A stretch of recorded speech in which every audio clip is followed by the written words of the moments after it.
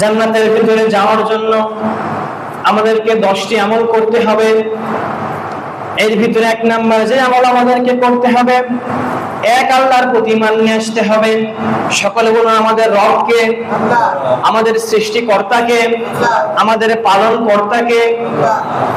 যদি আমরা জান্নাতের ভিতরে যেতে চাই তাহলে আমাদেরকে এক আল্লাহর প্রতি ঈমান নিয়ে আসতে হবে। জোরে বলি সুবহানাল্লাহ। আল্লাহ সুবহানাহু ওয়া তাআলা কুরআনুল কারীমের ভিতরে 112 নম্বর সূরা ইখলাসের ভিতরে জানিয়ে দিলেন, কুল হুয়াল্লাহু আহাদ আল্লাহুস সামাদ লাম ইয়ালিদ ওয়া লাম ইউলাদ ওয়া লাম ইয়াকুল লাহু কুফুয়ান আহাদ। জোরে বলি আল্লাহু আকবার।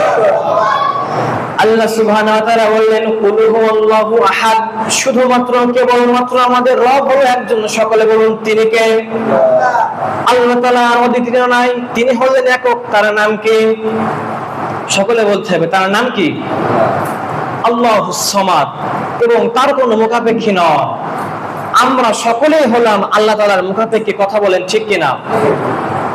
লাম ইয়ালিদ ওয়া লাম ইউলাদ, এবং আল্লাহ সুবহানাহু ওয়া তাআলা কাউকে জন্ম দেয় নাই এবং আল্লাহ তাআলাকেও কেউ জন্ম দেন নাই। ওয়া লাম ইয়াকুল লাহু কুফুয়ান আহাদ, এবং আল্লাহর সমকক্ষ এই দুনিয়ার বুকে অন্য কেউ নাই। জোরে বলি সুবহানাল্লাহ।